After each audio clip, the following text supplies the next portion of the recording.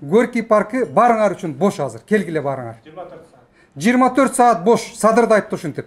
Бұл оппозиция силер никтосуңар. Тарынба каламага. Мен бияка мактаганына келген жокмун. Биз азыр болсо мына сөз эркиндигин жоготуп атабыз. Мен абдан ушуга кабатырмын. Жакырчылык былтыр мына быйыл 35-40%га өстү. Бул дүйнөлүк банктын изилдөөсү боюнча. 5-нчи жылы, 10-нчы жылы Кыргызстанды ушундай фурункулдардан, ушундай бир чиликтерден биз тазалабасак, Садыр Жапаровдун айткан сөзү кынтор боюнча. Менимче бул деген провал, апрельский революциянын провалы болду. Жакынкы убактарда биз социалдык жарылууга келе атабыз. Конфликтке келе атабыз. Бириккен демократиялык оппозициялык кыймылдын бир топ уюштуруучулар ушул жерде отурат. Силердин келгениңер менен мүмкүнчүлүктөн пайдаланып, мен ушул оппозициялык кыймылга, демократиялык кыймылга жаштарды, кыздарды, жигиттерибизди чакырам. Азыр мамлекетибиз аябагандай оор абалда. Эгерде ким мамлекетке кызмат кылам десе, оппозициялык демократиялык кыймыл азыр ошол уюмдардын жападан жалгыз бир уюм болуп эсептелет. Башка азырынча оппозициялык кыймыл жок. Бардыгыңарды чакырам, урматтуу жаштар, урматтуу биздин жарандар. Эми бир кичинекей кысканы окуяны айтып берейин. 20 жылы октябрь окуяларынан кийин Текебаев болуп бир топ саясатчылар көп жерлерге барып калдык. Барып калсак ошол жерде көп сөздөр айтылды. Аксакалдар, карылар, саясаттан кетпейсиңерби? Жаштарга бербейсиңерби саясатты деген. Мына эми саясатты жаштар силер ала турган убакыт келди. Даяр болгондо эмес, кыйын убакытта, өлкө кыйын убакытта турганда, экономика кыйын убакытта турганда, мамлекетте адам укугу, эркиндик, демократия кыйын убакытта турганда, жоопкерчилик ала турган жаштар, жанагы бизди карылар кетпейсиңерби, жаштарга орун бербейсиңерби дегенге барыңар орун бошоду. Текебаев айткандай, Горький паркы барыңар үчүн бош азыр. Келгиле барыңар. 24 саат бош. Садыр да айтты ушинтип. Мен муну бекер айтып аткан жокмун. Тамак бышканда, жеңил убакытта мен бийликке келем деген жаштар толу. Мына азыр оор убакытта келе тургандарды чакыргым келет. Мына ошолор саясатчылар, ошолор мамлекетке күйө турган адамдар болуп эсептелет. Мына ушул жерде отургандар бирөөңөргө жакса дагы, жакпаса дагы, ката кетирсе дагы, кетирбесе дагы саясатта оор мезгилде, өлкө оор мезгилде турганда дайыма башын көтөрүп, кыйынчылыкта жүктала турган адамдар мына ушул жерге келип атат. Биз азыр сүйлөшүп атабыз. Баягылар эле келиптир деп. Баягылар эле отурат ушул жерде. Урматтуу көрүүчүлөр, жаңылар аз тилекке каршы. Баягы эле Роза Саковна, баягы эле Исмаил Исаков, баягы эле Макен аке, баягы эле Сапар байке, баягы эле Өндүрүш байке, баягы эле Рита. Берде ошол отургандардын кээ бирлеринин атын айтып атам. Келгиле, күрөшкүлө жаштар. Эми менин кыска докладым. Бир аз убакыт берсеңер, бир аз убакыт. Ооба, 2 мүнөт. Өлкө оор абалда турат. Бийлик мактанып атат, биз бардыгын кыйраттык деп. Келген бийликтин бардыгы мактанат. Мен далил менен айтып берейин. Бийликке келгендер бардыгын өзү мактайт. Бирок эч ким алдабай турган, эч ким алданбай турган цифралар бар. Цифра дегенди эч ким алдай албайт. Жанагынтип кумтөр боюнча жомокторду айта берет булар.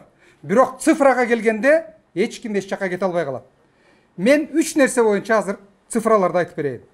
Кыргызстан биринчи жолу акыркы 11 жылдын ичинде авторитардык мамлекет деп эл аралык иликтөө боюнча, эл аралык изилдөө боюнча табылды. Бул Freedom House уюму жана Экономист журналынын изилдөөсү боюнча Кыргызстан акыркы 2 жылда дүйнөдөгү авторитардык өлкөлөрдүн катарына кирди. Бул азыркы бийликтин жетишкендиги. Кавычканын ичинде. Экинчи, коррупция менен күрөшүп атабыз деп атат. Биз элдин бардыгын кустурдук, коррупционерлердин бардыгын жеңдик деп атат. Коррупция боюнча 2021 жылдын жыйынтыгы 4 балга кулады. Мындай бир жыйынтык бизде 2014 жылы болгон. Андан бери биз жылына 1 балдан көтөрүлүп келатканбыз. Бул жылы 4 балга ылдый түштүк. Коррупция менен күрөшүүнүн деңгээли болуп көрбөгөндөй начарлады. Бул да азыркы бийликтин ийгилиги. Үчүнчү, экономикалык эркиндик. Экономикалык эркиндик деген бул бизнес, салык жана жакырчылык менен жумуш орду. Кыргызстан 2022 жылы тарыхта болуп көрбөгөндөй, 30 жылда болуп көрбөгөндөй 8 балга көрсөткүчтөрү начарлады. Бул өздөрү мактангандай 30 жылда болуп көрбөгөндөй ийгилик.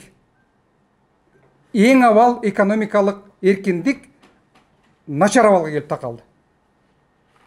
Салык, сот, инвестициялык климат бардыгы талкаланды. Бул менин сөзүм эмес. Бул ошол жанагы мен айтып аткан Heritage Foundation деген дүйнөдөгү бардык экономикалык эркиндикти изилдеген, авторитеттүү, инвесторлар, компаниялар ишенген, башка мамлекеттер ишенген уюм болуп эсептелет. Азыркы бийлик өкүлдөрү өкмөттөн, ЛТР менен КТРден жомокту миң жолу айтсын. Кыргызстанга келе турган ишкерлер, инвесторлор биринчи ушуларды окуйт, андан кийин Кыргызстанга келет. Кыргызстан болуп көрбөгөндөй бүгүн оор, кыйын экономикалык, социалдык, саясий абалга келип такалдык. Эмне кылышыбыз керек? Бардыгыбыз азыркы күндө жакырчылык менен күрөшүүгө туура келет. Жакырчылык былтыр мына быйыл 35-40% өстү. Бул дүйнөлүк банктын изилдөөсү боюнча. Өкмөт болсо жомокторду айтып бизге байгылы отурат. Азыр өкмөттү 50%га кыскарта турган убакыт келди. Өкмөт бүгүнкү күндө күндөн күнгө көбөйүп баратат. Жумуш орундарын түзүштүн ордуна бизнести талкалап, кошмарить этип жок кылышты. Биз азыр сөзсүз түрдө тез аранын ичинде мынакей оппозицияны жаман көрөбүз бардыгыбыз. Оппозиция менен бийлик диалогго турушу керек. Оппозиция жок дедиле, мына оппозиция отурат ушул жерде. Ушулардын бардыгы оппозиция. Бийлик менен оппозиция диалогго отуралы. Колубуздан келишинче оор, жана Нурбек Бекер айтып аткан жок, мен Нурбекти кошулам. Жакын убактарда биз социалдык жарылууга келатабыз, конфликтке келатабыз. Ошондон кантип чыгабыз? Биз ошонун жолун диалог менен гана таба алабыз. Оппозициянын баары жаман көрөт, сүйлөшпөйсүңөр, жардам бербейсиңер деп. Келгиле бардыгыбыз диалогго отуралы. Кризистен чыгуунун программасын иштеп чыгалы бардыгыбыз. Үчүнчүсү, бардыгыбызга азыр бюджеттин маселесин чече турган донор мамлекеттерден бюджетти колдогонго акча издегенге туура келет. Мына ошол биригип, оппозиция менен өкмөт чогуу мына ушундай кадамдарды жасасак, ошондо биз азыркы абалдан чыгып кеткенге мүмкүнчүлүк түзүлөт. Рахмат силерге. Урматтуу ушул тегерек столдун катышуучулары, мен айта турган сөзүм, биздин 2010 жылкы ага чейинки 5 жылкы революциялардын ушу бүгүнкү орду мааниси акыркы дүйнөдө болуп аткан мындай фондун негизинде кандайча көрүнөт деген сөз болуп атат меники. Мен ойлойм, мына 5 жылдан кийин, мына жакында эле 24 март болду эле, такыр эч мындай бир белгилеген деле киши жок, аны унуткандай эле таасир калтырды. Мына азыр 2010 жылкы бүрсүгүнү болот, биз ишенебиз. Мисалы, башка бир өкмөт жактан чаралар болбосо да, иш чаралар, биз өзүбүз сөзсүз барып Куран окуйбуз, көрүстөнгө барып. Мен ойлойм, мына Беларусь, Украина, ага чейин Болотная Москвада, ушулардын фонунда биздин 5-10 жылкы революциялардын мааниси, ролу, бийиктиги өтө азыр жаркылдап көрүнүп атат. Аларды болсо эч ким өчүрө албайт. Бизде ошол революциялар өткөндө кандай гана чоң пропагандисттик машина бизде болсо жер менен тегиз кылалы деп абдан чоң ракетте болушту. Кандай гана сөздөр кеткен жок. Бизде суверенитетин да жоготот. Бул бөлүнүп кетет бул өлкө. Бул ушинтип эле булар тентектер эч мындай мамлекеттүүлүктү билбейт экен деп шылдыңдап, жаман сөздөрдү тагып, ушул жата келсе кошуналарыбыз, эми Россиянын машинеси болсо катуу эле танкта иштеди биздин Кыргызстандын информациялык майданында. Анан кийин булар болсо бизде Украина жана Грузия революцияларынан такыр эле айрып, бизде бир тентектик болду, мародерство болду дегенде ушундай сүрөттөмө берип жатышты. Ушинтип элдин баарын көндүрүштү. Башкача айтканда, бизде болсо эчтеке болгон жок деген ушундай саясий майданда ушуга көндүрүп коюшту. Бирок азыр мына Беларусьтен кийин, Казакстандан кийин биз көрүп атабыз маанисин. ошо 5-10 жылдык революциябыздын. Биз өзүбүз деле саясий авангардда келатканыбыз бүгүн так даана көрүнүп атат. Биз 5-жылы, 10 жылы Кыргызстанды ушундай фурункулдардан, ушундай бир чиликтерден биз тазалабасак, анда биз так ушу Беларусь, так Казакстандай учурларга туш болот элек. А биз болсо ошо өз убагында элди да бошотуп, биздин саясий майданды өзгөчө мындай өзүбүздүн духубузду, элдин духун тазалап, 5-жылда баягы олигархтардан бошотуп, приватизациянын жамандыктарынан олак кылып, биз ушундай бир 2 революцияны жасаганыбыз бүгүн мына көрүнүп атат. Бул мааниси, туура болгону бул окуялардын.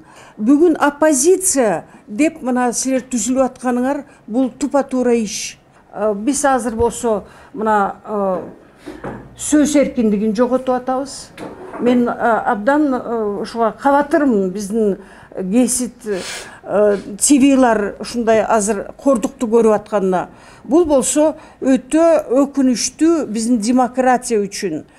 Биз тыкыр деталдуу түрдө ушу апрелдин жыйынтыктарын анализдешибиз керек. Бизде саясий дискуссия болуш керек. Бизде саясий топтор болуш керек. Бирок биз өзүбүздүн өлкөбүзгө өзүбүз андай көз салып, демократиялык жолго өтпөсөк, бул биздин келечегибиз жоктой болот. Рахмат. Таарынбагыла мага. Мен бияка мактаганына келген жокмун.